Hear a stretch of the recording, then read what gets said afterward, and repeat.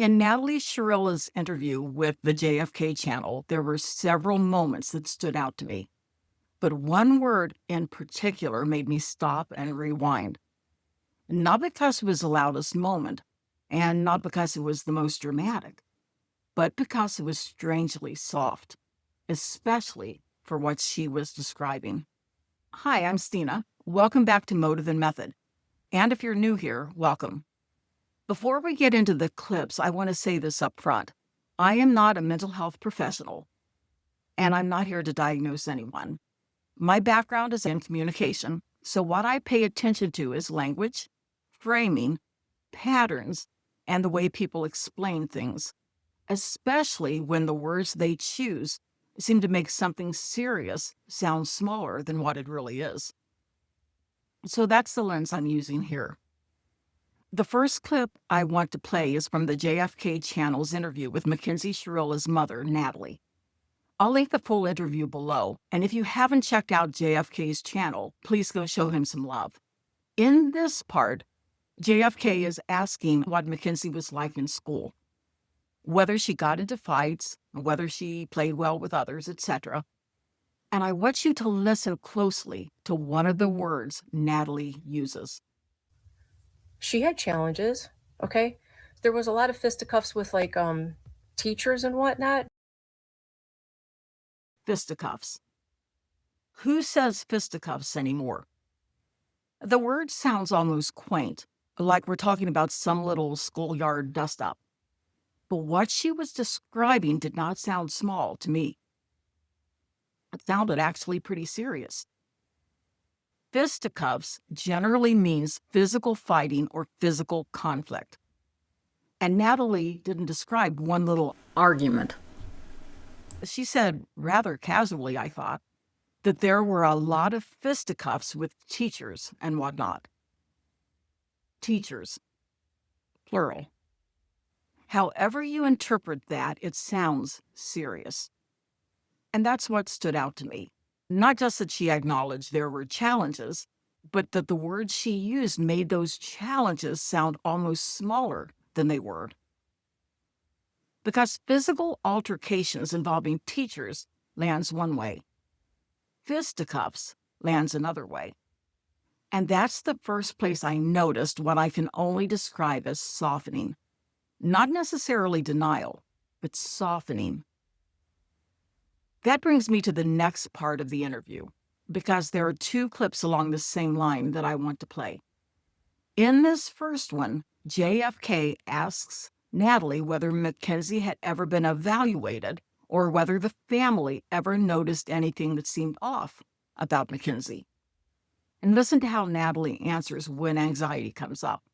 Not just that she mentions anxiety, but how quickly she moves into explaining that anxiety is basically everywhere now. She's always had, like, anxiety. Like, who doesn't have anxiety in today's world, though, right? So that's not, like, super uncommon. But That answer stood out to me because Natalie doesn't just say, yes, Mackenzie had anxiety. She immediately says, basically, who doesn't have anxiety in today's world? And that can sound casual, like she's saying, well, that's normal. Everybody has it. And to a certain extent, I guess that's true in today's society. But to me, that's exactly why the anxiety label matters. Because if this were truly no big deal, why explain it away so quickly? That doesn't mean Natalie is lying. It doesn't mean she's being malicious either. She may honestly be looking back and trying to make sense of something confusing at the time. So I totally get that. And maybe Mackenzie did have anxiety. I'm not disputing that. What I'm questioning is whether anxiety is doing too much work in this explanation. Because when you've just heard that there were fisticuffs involving teachers, and then the next explanation is, well, she had anxiety, but who doesn't? That feels like another example of softening. Not necessarily denying there was a problem, but making the problem sound smaller, more common, and less alarming than it may have actually been. Now, in this next clip, Natalie moves into another possible explanation. ADD or ADHD. But listen to how this explanation also gets broadened into something very ordinary. Kids today, devices, notifications, distractions. Maybe it's 88, maybe ADD, ADHD, which is also not super common with kids today because Mhm. there's so many distractions, right? And their Right. the devices are constantly going off with notifications. And I was trying to get her to maybe see if it's that. And this is where I keep coming back to the same question. From the messages, the reports, and the way people have described Mackenzie's behavior, we're not just talking about someone who was nervous or distracted. We're talking about someone who reportedly went from 0 to 100 emotionally in seconds. Rage, intensity, conflict, extreme reactions, and in some cases, physical altercations. And generally speaking, when people hear anxiety, they don't usually link it with ADD or ADHD. Now, that doesn't mean that anxiety or ADHD couldn't have been part of the picture. Maybe they were. But when the pattern includes frequent emotional explosions and physical conflict, I think it's fair to ask whether those explanations are big enough for what was actually going on. Because this is the difference between an explanation and a softening. An explanation helps us understand the behavior, but a softening makes the behavior sound smaller than what it was. And that brings me to Samantha Benigno's breakdown. If you don't know Samantha, her channel is called I Don't Belong Here. She is amazing and has done a really deep dive into this case. And I'll link her video below. Please go show her some love. She brings a perspective that I think is very important because Samantha is a mental health professional. Now, I want to be very clear again here. Even when a mental health professional comments from the outside, that is still not the same thing as an official diagnosis from someone treating or evaluating her. But Samantha made a point that really stood out to me. She said that, from her perspective, what she was seeing looked like textbook borderline personality disorder, or BPD, and a severe presentation of it. Now, to be clear, Samantha is not saying that this is an excuse for what happened. Mackenzie is 100% responsible for what happened and her actions and everything like that. But I do think this explanation matters because it gives a very different context than simply saying she had anxiety or maybe she had ADD. Now, in this clip, Samantha is showing a list of symptoms associated with borderline personality disorder while she talks through why this pattern stood out to her. She appears briefly on camera at the end, but the main thing I want you to pay attention to is the list and how it compares to the behavior we've been talking about. I'll read the list out loud after the clip. The one symptom of borderline personality, which is a spectrum disorder. So, what that means is these symptoms that she has all of in droves are on a spectrum of severity, which means they vary from person to person. So, I don't want you to get the idea that any person who has this diagnosis shows up like Mackenzie Shirilla. That is not what we are saying. What we are saying that this child has a very clear borderline personality disorder. And it's severe. This was a severely mentally unstable person. The symptoms Samantha had on screen included intense fear of abandonment, unstable interpersonal relationships, identity disturbance or a shifting sense of self, reckless, impulsive, or self-destructive behavior, self-harm threats or behavior, emotional dysregulation or rapid mood shifts, chronic feelings of emptiness, intense anger or rage outbursts, stress-related dissociation, paranoia, or a sense of unreality. Again, this is not a diagnosis and this is not an excuse, But when you compare that list to the pattern people were describing, the rage, the threats, the instability, the extreme reactions, and the moments where she seemed disconnected from reality, it starts to sound like something much bigger than simple anxiety or ADD. And if you're familiar with the discovery in this case, especially the messages between Mackenzie and Don, this is where Samantha's point starts to make a lot of sense. Because in those messages, you can see what looks like extreme emotional escalation, the rage, the sudden emotional shifts over things that, from the outside, seem really minor. And you can also see what looks like an intense fear of abandonment running through a lot, if not most of it.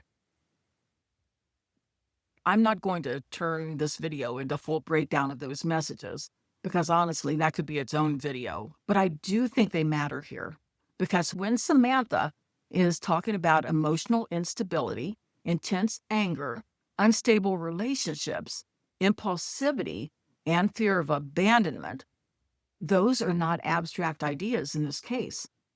There are records and messages that show why people are making that connection. And I want to stop here and make something very clear, because Samantha makes this point strongly too. If Mackenzie Shirilla does have borderline personality disorder or traits that look like that disorder, that does not mean she is not responsible for her actions. She is 100% responsible for the actions and the choices that she made that day. What we are saying, or what I am saying, a possible disorder may help explain a pattern of behavior. It does not excuse what happened. It also does not turn this into, well, she had a disorder, so what could she do? What I am saying is that if there were serious signs of emotional dysregulation, rage, fear of abandonment, extreme instability, and destructive behavior, then calling all of that anxiety or ADHD may be too small of an explanation. And to be fair to Natalie, she does say Mackenzie had been in counseling. They were trying to get her help. So I'm not sitting here saying, how dare they not know exactly what this was? It is entirely possible that if there was something like borderline personality disorder going on, a counselor didn't identify it. Or maybe the family didn't fully understand what they were dealing with. Or maybe they thought anxiety or ADD, ADHD explained enough of it at the time. Natalie herself does not mention a diagnosis of borderline personality disorder in this interview. But that actually makes the language even more important to me. Because if the family thought they were dealing with anxiety, or maybe ADD or ADHD, but the behavior pattern was much more intense than that, then the question becomes, were the explanations too small for the problem? Now, this leads us into the next part of Samantha's breakdown, because she makes an even stronger point about how visible this behavior pattern probably was, according to her friends and everybody. In her video, Samantha also said everyone who knew Mackenzie knew she was a mentally unstable person. When Samantha says everyone knew it, she is not saying everyone around Mackenzie literally knew that this was probable borderline personality disorder. Samantha explains that the behavior was extreme enough, intense enough, and out of the norm enough that the people around Mackenzie would have known this was not normal teenage behavior. Maybe they didn't have the right label. Of course, that's possible. Maybe they thought it was anxiety. Maybe they thought it was teenage relationship drama or just a volatile young relationship. But looking at the messages, the reports, and what we know now, this does not look like ordinary teenage drama to me. This looks like a pattern of emotional explosions, rage, control, fear of abandonment, and instability that went far beyond normal ups and downs and teenage girl stuff. And that is why the language matters, because when something that serious gets described in softer terms, the danger is that the whole pattern starts to sound smaller than it was. And this is where I want to briefly bring in a couple of Strongsville police reports from Mackenzie's school years. I'm not going to read these reports word for word because they contain redactions, so it would be a little choppy and hard to follow out loud. But I do want to summarize the relevant parts because I think these reports matter. They do show that there were documented conflicts involving Mackenzie at school. Conflicts serious enough that police reports exist. The first report is labeled menacing. It includes allegations involving threats, social media taunting, a confrontation at a locker, and physical contact like shoving between Mackenzie and another student. This adds context because if we're asking whether people around Mackenzie were seeing isolated incidents or a larger pattern, these records matter. There is another report labeled disturbance. That one describes an argument between Mackenzie and another student that escalated into shoving and throwing punches. So when Natalie uses a word like fisticuffs, and when we look at reports like this, it becomes harder to treat the school issues as tiny, ordinary, or harmless. They show there were signs of serious conflict. And those signs alone make the softer explanations feel incomplete. That brings me to the final J.F.K. clips I want to play, because this is where the language and the accountability question comes together. In these clips, they're talking about Mackenzie being moved from juvenile detention into adult jail. And then J.F.K. asks Natalie directly whether she holds Mackenzie accountable. And I completely understand why that would be terrifying for a parent. I'm not taking that away from Natalie. But I want you to listen to two things here. First, how she describes Mackenzie in that environment. And second, how she answers the accountability question. She's like an 18-year-old tiny little girl who got into a car accident, and we're just holding on for like dear life through that situation. It was very, very scary. I know she was the driver in the car, right? So there's definitely accountability for that part. It just wasn't intentional. There are two things in that clip that really stood out to me. The first is the phrase that Natalie says, an 18-year-old tiny little girl who got into a car accident. And again, I understand why a mother would say that. But the framing matters, because Mackenzie was not just a tiny little girl who got into a car accident. 2 young men died. And Mackenzie was not just a passenger in some random tragedy. She was the driver. She was later convicted of murder. So when the language becomes tiny little girl and car accident, it pulls the emotional focus toward Mackenzie's vulnerability. The softer image does not hold the full weight of what we know. And then J.F.K. asks the direct question, does Natalie hold Mackenzie accountable? And Natalie says she knows Mackenzie was a driver, so there is accountability for that part. And then she immediately says, but it wasn't intentional. And that, to me, is the whole issue in one answer. The accountability is acknowledged, but then it is narrowed. Yes, she was driving, but not intent. Yes, she was involved, but it was an accident. Yes, there is accountability for that part, but not for the part the court actually convicted her of. And as I said, I understand why a mother would resist that, but full accountability is not just admitting someone was physically present or technically driving. Full accountability means facing the seriousness of the behavior, the pattern, the choices, and the outcome. And the outcome is that Dawn and Davion are gone. So that's where I land with this. I do think this interview shows how serious behavior can get softened in the way people talk about it.